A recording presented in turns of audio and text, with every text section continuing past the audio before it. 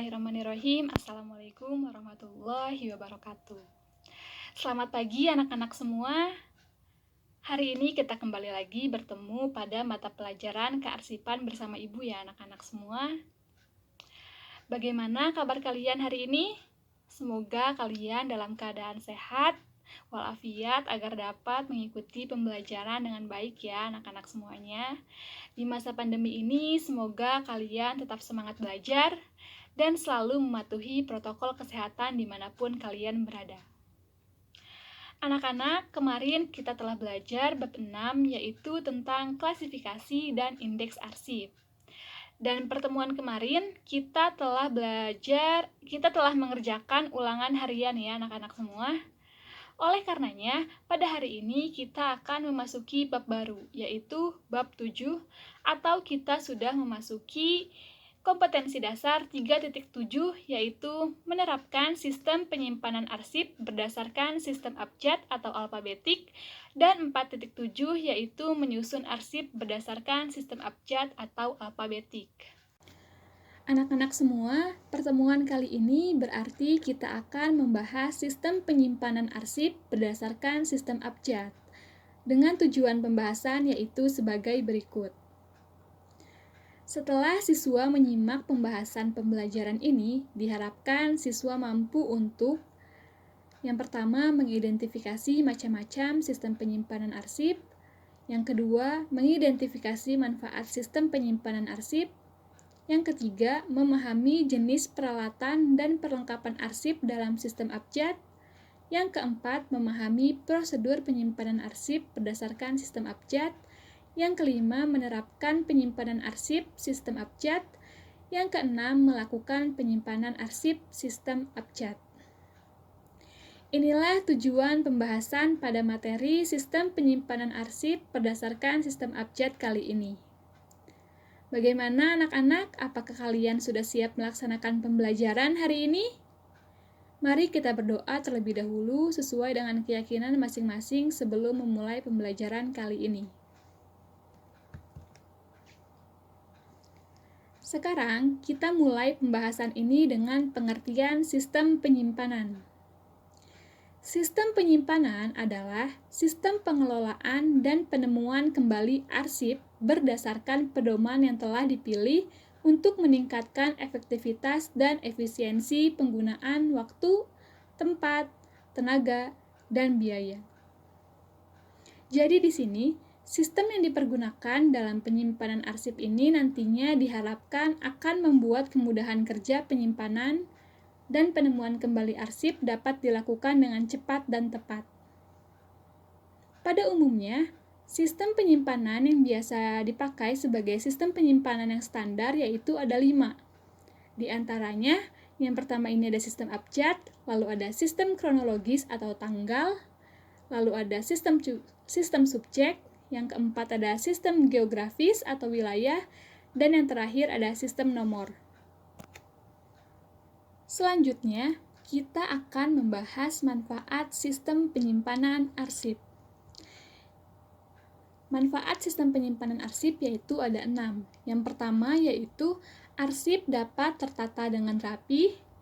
Yang kedua, ruang kerja lebih rapi dan efisien karena tidak banyak tumpukan kertas yang memenuhi ruangan. Yang ketiga, arsip tidak hilang sehingga informasinya dapat tetap terpelihara. Yang keempat, mudah dalam perawatan. Yang kelima, mudah mencari jika sewaktu-waktu dibutuhkan. Dan yang terakhir atau keenam yaitu mudah dalam penyusutannya, karena dapat diketahui mana arsip yang memang sudah layak untuk dibuang dan mana yang tidak. Nah, 6 poin ini adalah manfaat dari penyimpanan arsip ya anak-anak, silahkan kalian pahami. Selanjutnya, kita masuk pada penyimpanan arsip sistem abjad. Di sini, yang dimaksud sistem penyimpanan arsip sistem abjad adalah sistem penyimpanan dan penemuan kembali arsip yang disusun berdasarkan pengkelompokan nama atau badan atau organisasi yang kemudian disusun berdasarkan urutan abjad alfabet yaitu mulai dari A sampai Z dengan berpedoman pada peraturan mengindeks. Selanjutnya, anak-anak, kita masuk pada jenis-jenis peralatan dan perlengkapan dalam sistem abjad. Dalam hal ini, pada dasarnya semua jenis perlengkapan arsip dapat digunakan untuk menyelenggarakan kegiatan penyimpanan sistem abjad. Dalam hal ini, penggunaan peralatan kearsipan yang digunakan lebih ditekankan untuk alat-alat yang paling sering digunakan di semua kantor, khususnya untuk menyimpan arsip-arsip aktif. Kalian bisa melihat di sini untuk peralatan yang tidak disebutkan di sini, dalam prakteknya dapat menyesuaikan dengan aturan yang berlaku dalam penyimpanan sistem abjad. Mari kita bahas peralatan-peralatan tersebut. Yang pertama yaitu ada filing cabinet. Filing cabinet ini dipersiapkan untuk menyimpan arsip. Jumlahnya dapat disesuaikan dengan kebutuhan. Jadi, penggunaan filing cabinet ini dapat disesuaikan dengan banyaknya arsip yang ada di kantor. Pada laci, diberi kode huruf alfabet pada bagian depannya. Kalau arsip tidak dalam jumlah banyak, maka satu laci bisa diberi kode A sampai Z. Tetapi, kalau arsip dalam jumlah banyak, maka satu laci bisa untuk 1 atau 2 kode huruf. Disesuaikan dengan banyaknya jumlah arsip. Seperti contoh, nah ini berarti satu laci adalah satu kode huruf, yaitu A, B, C, D. Berarti arsipnya ini termasuk dalam jumlah banyak, sehingga memerlukan satu laci itu hanya satu kode. Lalu yang kedua yaitu ada guide. Di sini, guide sebagai pembatas antara kelompok arsip yang satu dengan yang lainnya.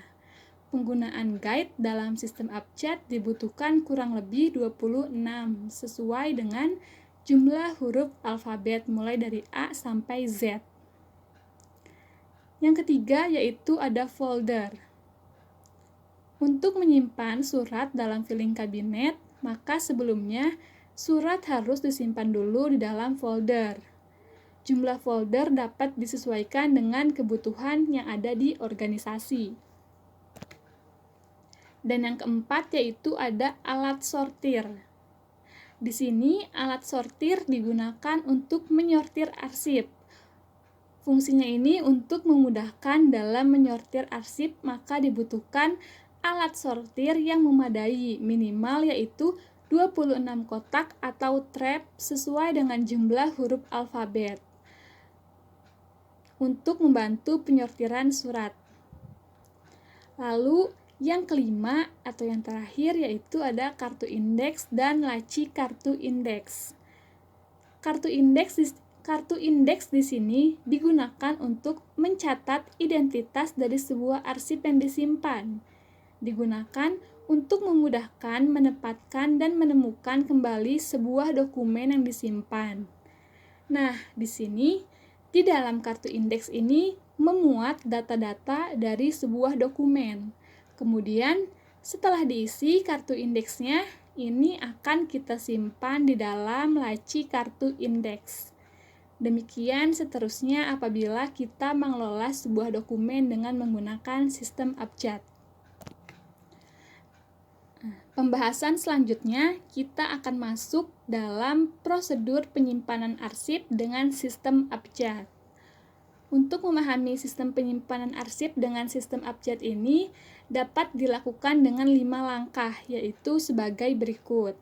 Yang pertama ini ada memeriksa surat atau berkas, lalu yang kedua ada mengindeks surat atau berkas, yang ketiga ada mengkode surat atau berkas, yang keempat ada menyortir surat, dan yang terakhir atau yang kelima ini ada menempatkan surat atau berkas.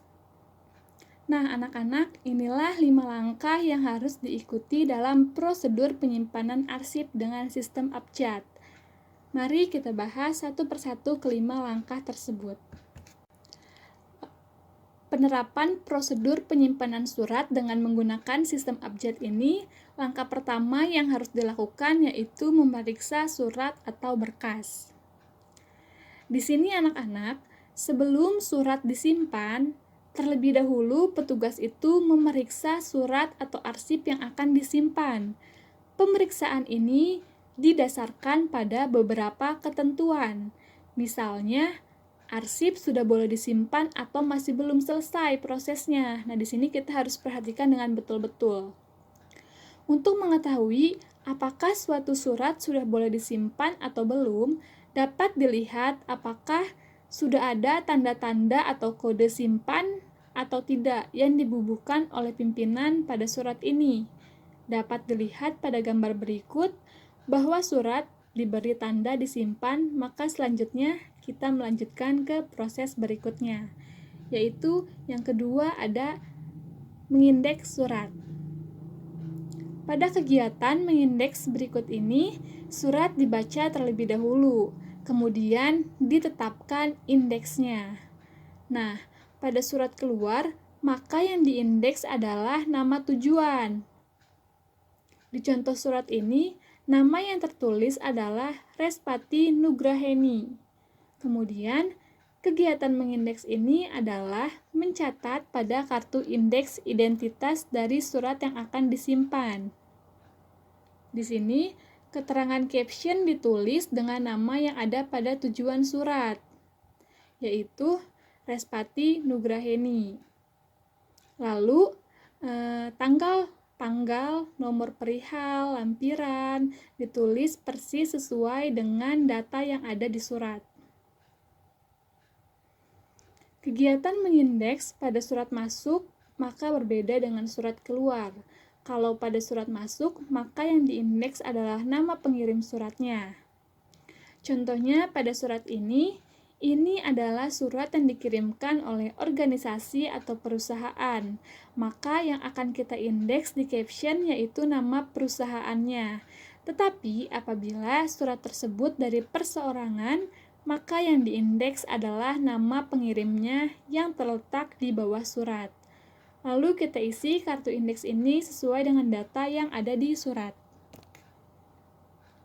Selanjutnya, langkah yang ketiga yaitu memberi kode pada surat atau berkas.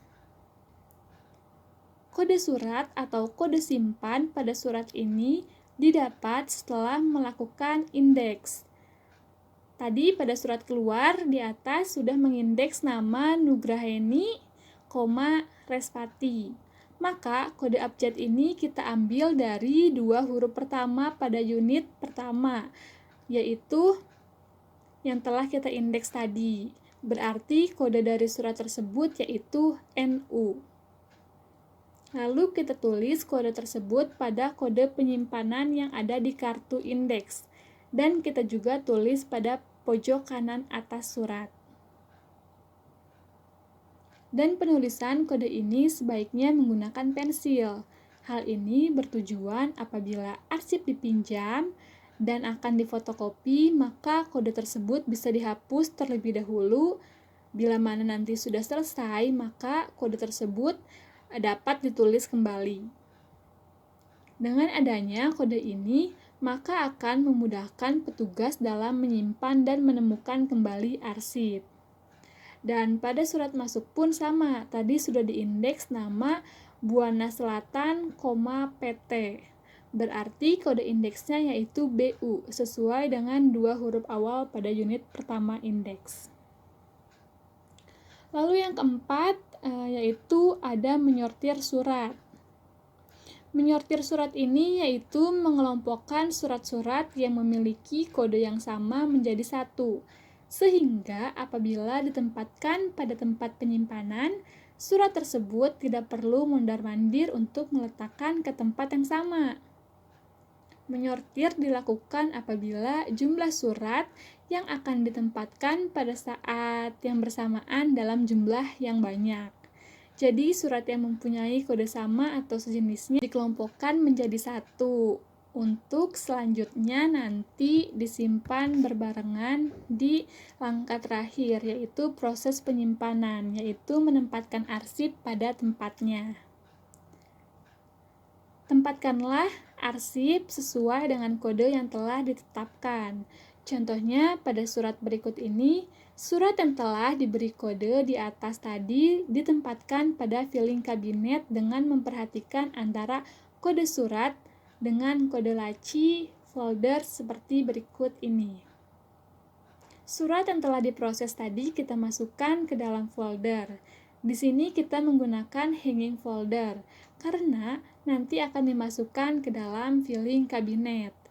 Dan laci kartu indeks nanti akan dipakai untuk menyimpan kartu indeks dan surat dimasukkan ke dalam hanging folder. Untuk selanjutnya dimasukkan ke dalam laci filing kabinet sesuai dengan kode abjadnya.